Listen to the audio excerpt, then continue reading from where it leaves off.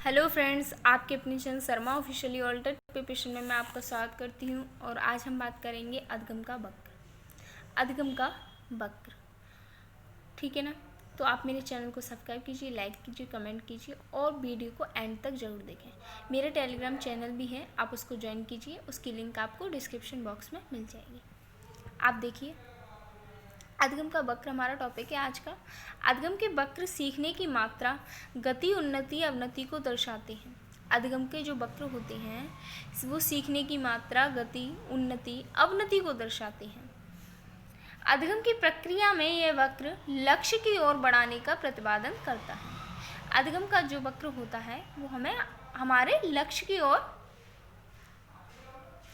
अग्रसित करता है, ठीक है। अधगम वक्र की परिभाषाएं हैं, महत्वपूर्ण परिभाषाएं हैं, वही लाइन देख लीजिए आप। स्किनर के अनुसार अधगम का वक्र किसी दी हुई क्रिया में उन्नति या अवनति का कागज पर विवरण है। स्किनर के द्वारा कहा गया है कि अधगम का जो वक्र होता है वो दी हुई क्रिया में उन्नति या अवनति का कागज पर विवरण है। कागज पर विवरण जो दिया जाता है अधगम द्वारा, मतलब सीखे हुआ ज्ञान दिया जाता है, उसको इन्होंने स्किनर ने कहा है कि उन्नति या अवनति का कागज पर विवरण है। गेट्स एवं अन्य के अनुसार कहा गया है कि अधगम वक्र सीखने की प्रक्रिया, अधगम वक्र सीखने की क्रिया से होने वाली गति, प्रगति को व्यक्त करता है। अधगम वक्र जो है वो सीखने की क्रिया को से होने वाली गति और प्रगति को व्यक्त करता है, यानी कि प्रदर्शित करता है। ये गेट्स एवं अन्य के अनुसार कहा गया है। रेमर्स के अनुसार देखिए, उन्होंने कहा है सीखने का वक्र किसी दी हुई क्रिया की आंशिक रूप से सीखने की पद्धति है। जो सीखने का वक्र है, यानी कि जो अधगम का वक्र है, वो किसी दी हुई क्रिया का आंशिक यानी कि बहुत छोटे रूप में सीखने की पद्धति है। रेमर्स ने कहा है कि अधगम का वक्र जो है वो बहुत ही छोटे रूप में सीखने की पद्धति है, ठीक है।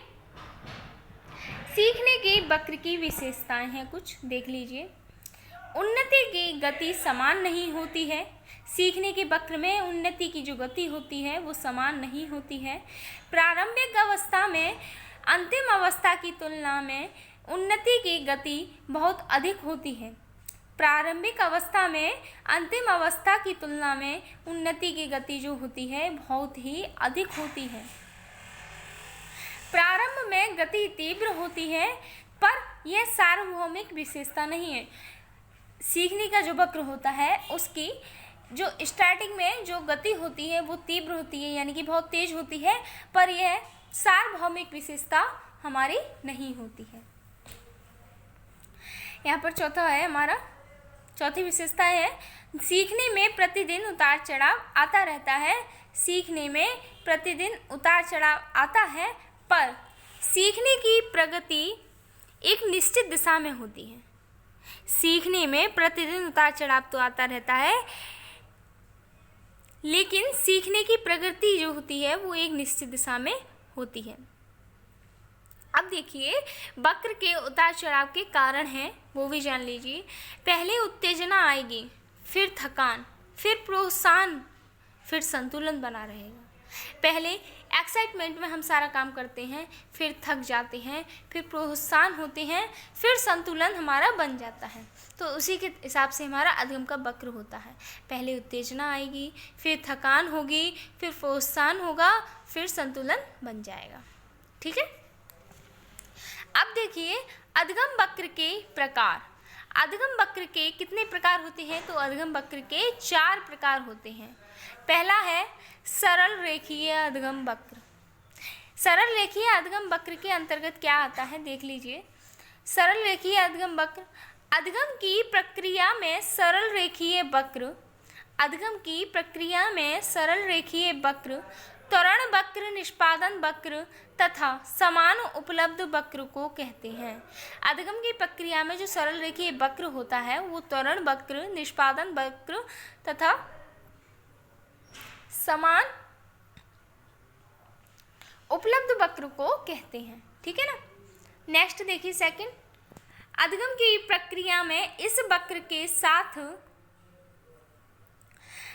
और वक्र में समय के साथ साथ अधिगम की मात्रा में निरंतर समान रूप से वृद्धि होती है। अधिगम की प्रक्रिया में इस वक्र के यानी कि सरल रेखीय वक्र के साथ और वक्र में समय के साथ साथ, बात को समझिए, सरल रेखीय वक्र के साथ साथ और वक्र में समय के साथ साथ, यानी कि अधिगम सीखने के साथ साथ और सीखने में समय के साथ साथ अधिगम की यानी कि सीखने की मात्रा में निरंतर समान रूप से वृद्धि हो जाती है। जैसे कि बच्चा पहले तो छोटा पढ़ना जानता है, ठीक है, फिर वो ABCD सीखेगा, फिर वो गिनती भी सीखेगा, फिर धीरे धीरे जाके वो आगे बढ़ता चला जाता है, फिर पूरी मात्रा सीख जाता है। तो उसी तरह से उसकी समान रूप से वृद्धि होती जाती है।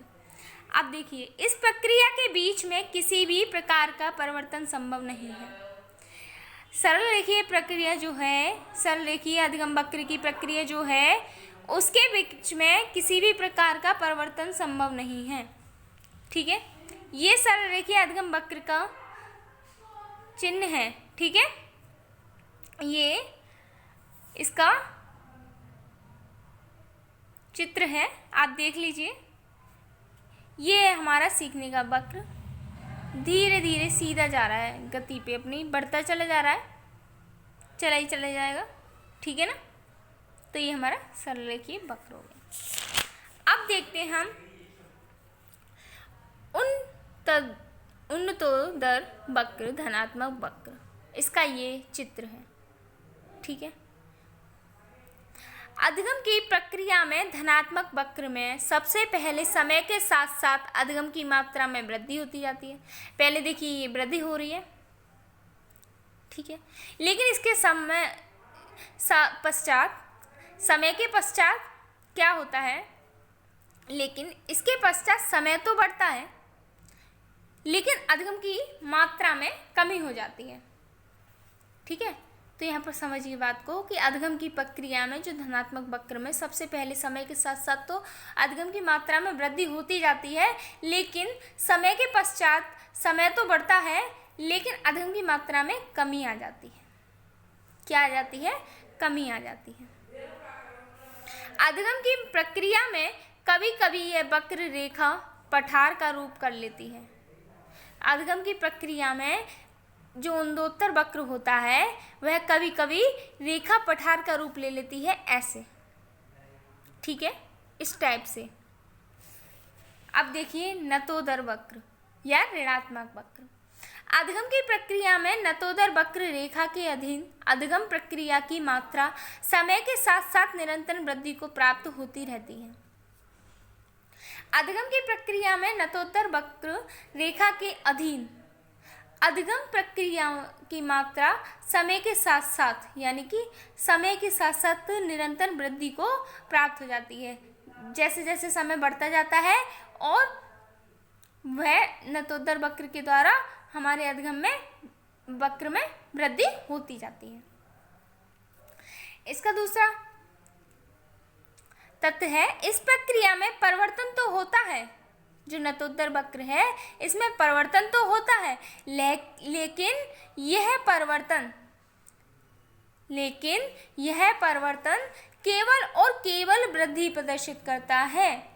देखिए इस टाइप से, केवल और केवल यह वृद्धि प्रदर्शित कर रहा है, ये वृद्धि करता ही चला जाएगा, ये ठीक है, वृद्धि करता ही चला जाएगा, वृद्धि प्रदर्शित करता है इस प्रक्रिया में। जैसे कि इसमें उन्नतोत्तर वक्र में क्या होता है कि पठार का रूप ले लेती है, और नतोदर वक्र में क्या होता है कि परिवर्तन केवल और केवल वृद्धि प्रदर्शित करता है, इसका परिवर्तन। ठीक है, अब चौथा मिश्रित वक्र या आकारीय व अधिगम वक्र। अधिगम की प्रक्रिया में यह वक्र रेखा धनात्मक तथा ऋणात्मक दोनों का मिश्रित रूप होती है। अधिगम की प्रक्रिया में यह वक्र रेखा धनात्मक तथा ऋणात्मक दोनों का मिश्रित रूप होती है, जिसके समय के साथ साथ मात्रा में उतार चढ़ाव होता रहता है। जिसके समय के साथ साथ मात्रा में उतार चढ़ाव होता रहता है। ठीक है ना, अधिगम की रेखा में इसके अंतर्गत कभी भी प्रक्रिया होने की पूरी संभावना होती है। जो मिश्रित वक्र होता है उसमें अधगम के वक्र की जो रेखा होती है उसमें कभी भी प्रक्रिया पूरी होने की संभावना रहती है, कभी भी संभावना पूरी हो सकती है वक्र की। ठीक है, तो इसी के साथ हमारा अधगम का वक्र का टॉपिक कंप्लीट होता है। फ्रेंड्स, आपको वीडियो मैं प्रोवाइड कराती रहूँगी। मेरे चैनल को सब्सक्राइब कीजिए, लाइक कीजिए, कमेंट कीजिए, शेयर कीजिए, और मेरे टेलीग्राम चैनल भी हो, आप उसको ज्वाइन कीजिए। ठीक है, मेरे टेलीग्राम चैनल की आपको डिस्क्रिप्शन बॉक्स में लिंक मिल जाएगी। ठीक है फ्रेंड्स, और कोई भी टॉपिक आपको चाहिए क्लियर करना हो तो प्लीज़ आप मुझे कमेंट बॉक्स में बताइए, मैं आपको ज़रूर प्रोवाइड कराऊँगी वीडियो। ठीक है friends, bye bye, take care.